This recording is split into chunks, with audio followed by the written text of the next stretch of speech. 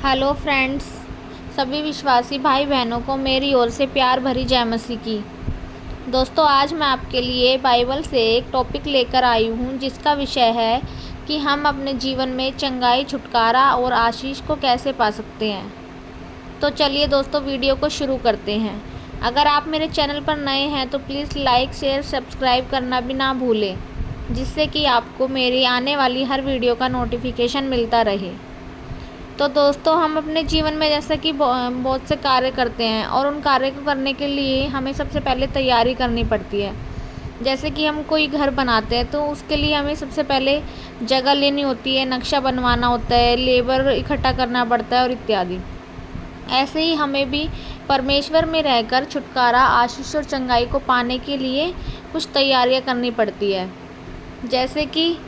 जैसे कि सबसे पहले हम देखते हैं कि हमें सबसे पहले परमेश्वर के पास जाना होगा और परमेश्वर पे विश्वास करना होगा कि सच में परमेश्वर है और वह हमारे पास ही है, हमें आशीष, छुटकारा और चंगाई जरूर देगा। इसका उदाहरण हम इब्रानियों की किताब उसका 11 अध्याय की 6 आयत में देखते हैं। लिखा है कि बिना विश्वास के उसे प्रसन्न करना असंभव है, क्योंकि परमेश्वर के पास आने वाले को विश्वास करना चाहिए कि वह अपने खोजने वाले को प्रतिफल देता है।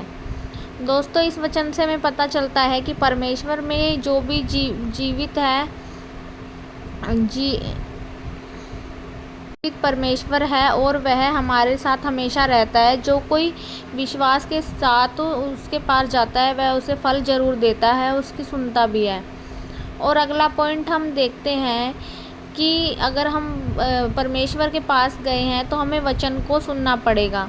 अगर हम परमेश्वर के पास गए तो हमें वचन पर चलना भी पड़ेगा। इसका उदाहरण हम बाइबल की पुस्तक प्रेरितों के काम 2:37 में लिखा है कि तब सुनने वालों के हृदय छिद गए और वह इस प्रेरितों से पूछने लगे कि भाइयों, हम क्या करें।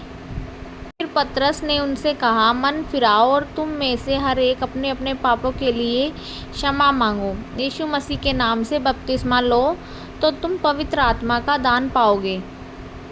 तो चलिए दोस्तों, इस वचन में हमें पता चलता है, हम देखते हैं कि परमेश्वर के पास हम चले भी गए और हमने विश्वास भी कर लिया है, तो हमें विश्वास के साथ वचन को ग्रहण भी करना पड़ेगा और उस वचन पर चलना भी पड़ेगा।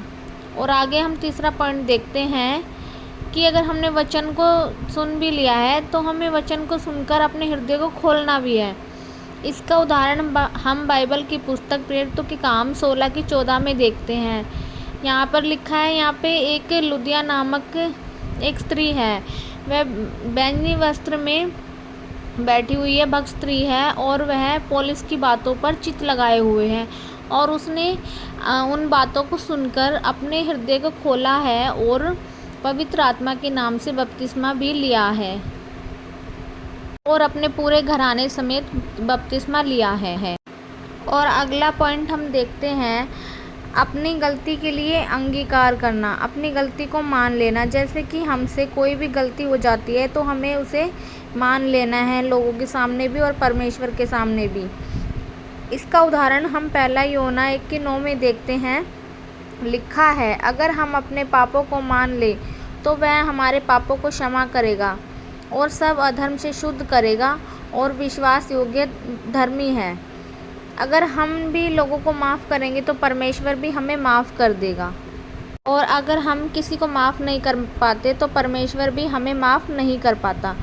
तो चलिए दोस्तों, आगे हम अगला पॉइंट देखते हैं कि अगर हम परमेश्वर के पास चले गए हैं, वचन को भी सुन लिया है और वचन को सुनकर हृदय को भी खोल लिया है, अंगीकार भी कर लिया है, तो उसके बाद हमें प्रार्थना करनी है। परमेश्वर से प्रार्थना भी करनी बहुत ज़रूरी है।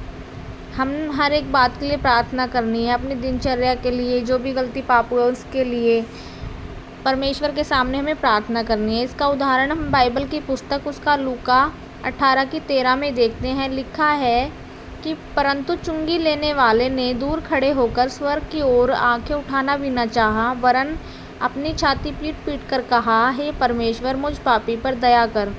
दोस्तों, यहाँ पर जो दो व्यक्ति की बात हो रही है, एक फरीसी और एक चुंगी लेने वाला। जो फरीसी था वह परमेश्वर से प्रार्थना कर रहा था अहंकार के साथ कि मैं तो मनुष्य के समान नहीं हूँ और मनुष्य के समान नहीं हूँ, ना अंधेर करने वाला हूँ और मैं ना अन्य लोगों की तरह हूँ, ना इस चुंगी लेने के समान हूँ। दोस्तों, यहाँ पर जो फरीसी है वह अहंकार के साथ प्रार्थना कर रहा है, अहंकार देखने को मिलता है।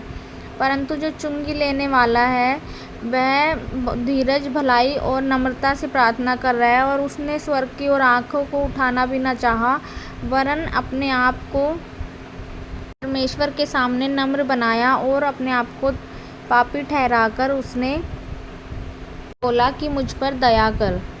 ऐसे ही हमारी प्रार्थनाओं में भी धीरज, भलाई, नम्रता होनी चाहिए, अहंकार नहीं होना चाहिए, क्योंकि परमेश्वर अहंकारी लोगों से नफरत करता है। हमें अपनी प्रार्थना को प्रेम के साथ करना है। आगे हम अगला पॉइंट देखते हैं कि हमने सब काम कर लिए हैं, हमने मसीह के साथ संगति भी करनी है। हमारा जो अगला पॉइंट है वह यही है कि मसीह के साथ संगति करना। इसका उदाहरण हम बाइबल की पुस्तक प्रेरितों के काम 4:13 में देखते हैं। यहाँ लिखा है कि जब उन्होंने पतरस और यूहन्ना का साहस देखा और जानकर आश्चर्य किया कि वह साधारण मनुष्य है, और उन्होंने उसे यीशु के साथ देखा। जैसे दोस्त प्रभु यीशु मसीह के चेले पतरस और यूहन्ना हमेशा प्रभु यीशु मसीह के साथ संगति करते थे, ऐसे ही हमें भी परमेश्वर के साथ संगति करनी है और परमेश्वर के लोगों के साथ भी संगति करनी है कि और लोग भी हमें देखकर परमेश्वर की ओर मन को फिराएं। तो चलिए दोस्तों, मिलते हैं अगले वीडियो में। तब तक के लिए सभी को मेरा जय मसीह की। प्रभु इन वचनों के द्वारा आप सभी को आशीष दे।